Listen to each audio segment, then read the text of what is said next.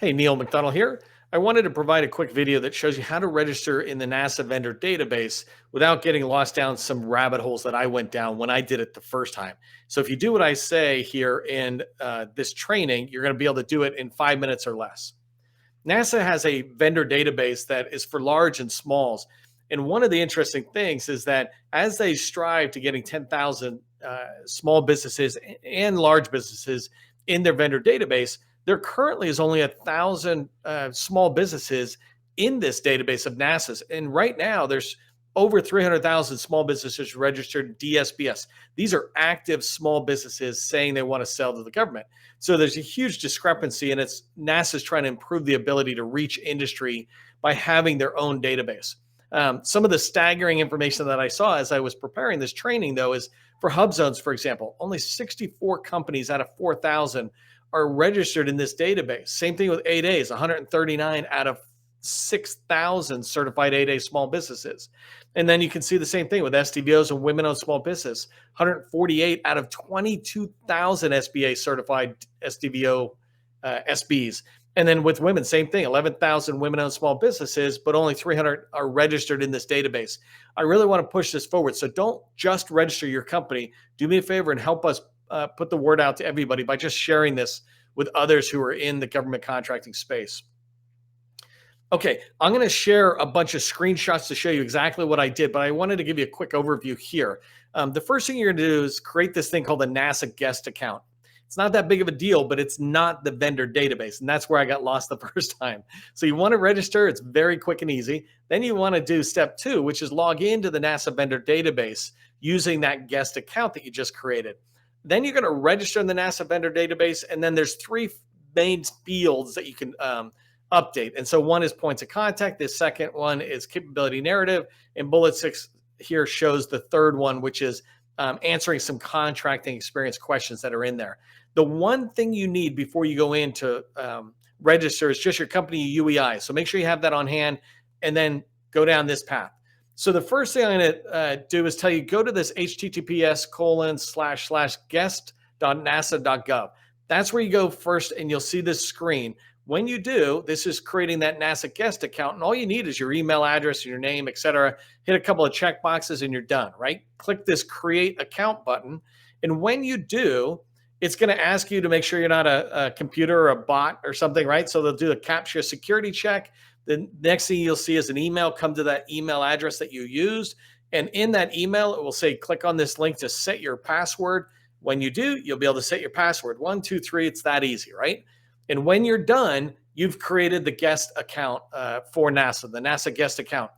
I got this window, and I went down this rabbit hole of clicking on this link. Do not click on that link. Ignore it completely. Instead, do this. Go back to the apps.nasa.gov/NVDB, which is the NASA vendor database page. Go in there, and when you come in, you will see a login button over to the right.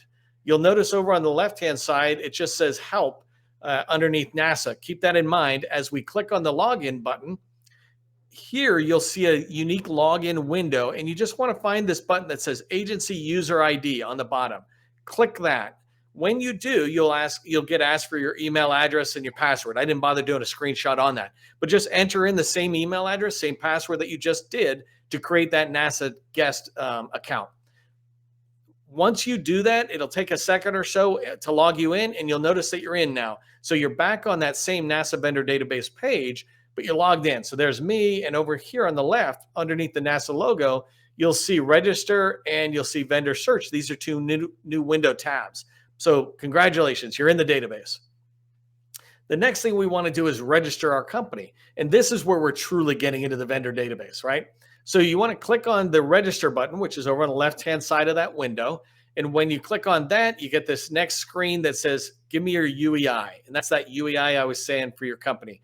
When you enter that in, the site will go off to SAM. It'll grab your information and it'll bring it back. And by the way, this is a good point for me to stop for 1 second and thank Graham Inc. They're a customer of mine who let me use their profile, their information to register, because I'm not, the GovCon chamber, we're not in SAM. So we're not selling directly to the government. If we do, we go through Graham and others, right? But I really want to thank these guys. They do admin support and deaf communication access, like American Sign Language, et cetera. Thank you very much. Okay, so what NASA did is went out to SAM, grabbed your information. If that looks right, if that looks like your company, which it should, then just click register here on the bottom. When you click register, you're in. You're almost done. You've got these two red bars that is clearly telling you something needs to be addressed. And the first one is the points of contact have to be added. And the second one is your capabilities need to be updated. Very quick.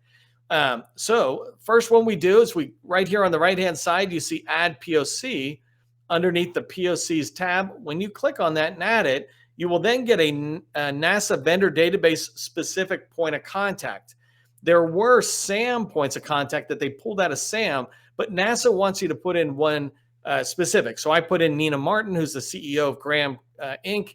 And when I put it in, when you click add POC, literally, and I didn't even take a screenshot of this either because it's just your name, number, or name and email is all that's required. I put a phone number in and I ignored the address, but you can fill it out. Very, very basic information. So that's your point of contact, right? And you can see the check boxes are going across the top. The next thing on the capabilities tab, it just gives you two things to add. First is a full text narrative. So there's 4,000 characters you can use.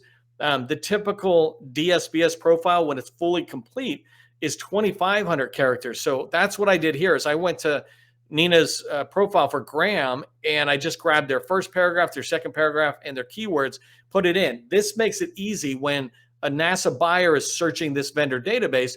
They have full text indexing as well. So if somebody typed in American Sign Language, Graham would come up. So I put it in and I hit update, and it's done. Down towards the bottom of that same screen, I can hit this plus sign where it says attach capability statement, and I'm able to upload my capability statement. You can do that same thing. I put in here that you can add more than one file. So I added Graham's capability statement, and then I just added NASA's small business guide. I just wanted a quick file to be able to show you that you can add more than one. This is really handy because I know Graham, for example, has multiple case studies or flyers that could be handy uploading. And I always tell people, maximize the amount of information that you're able to give to a buyer when they're doing some research. And in this particular case, it would make sense to do some extra case studies. So anyways, I added them in and it's done. So the last tab, we did POCs, capabilities, and now we're on contracting information. This is where you have 4 questions plus a fifth, if that makes sense. So first you just hit this checkbox and say, I'm interested in subcontracting. It's more of a statement than a question. And then it just asks, are you on a prime contract? Are you subbing under NASA? Are you on NASA SOUP? Those 3 for Nina were no. And question 4 is, do you have a GSA schedule? I hit yes, and I went over and put them in. You just type the number in, hit enter, and it lets you type a second one and a third one. By the way, if you're entering this for your company, you don't know what those numbers off the top of your head are, you just go to do what I did. I went to Google and I typed in Graham GSA schedule. And one of the first things that came up in Google was GSA's website, where it had Graham's profile and it had these numbers listed. I just copied and pasted them and it automatically went in. So it's a very fast process. Okay, I just flew through that process. You can go back and watch this video again, pause at different points. What I really want you to do, though, is follow the steps that I laid out, because when I did not follow those steps and I just went wherever I thought I should go, I got lost. I mean, more than 30 to 60 minutes lost on something that should take 5 minutes. So just rewind this video, watch it again, and let me know in the comments if you feel generous. Tell me that you're registered in there. I know Dwight Daniel, who's the what I'm calling at the moment the director of the OSDBU over there, or the OSDBU director at NASA.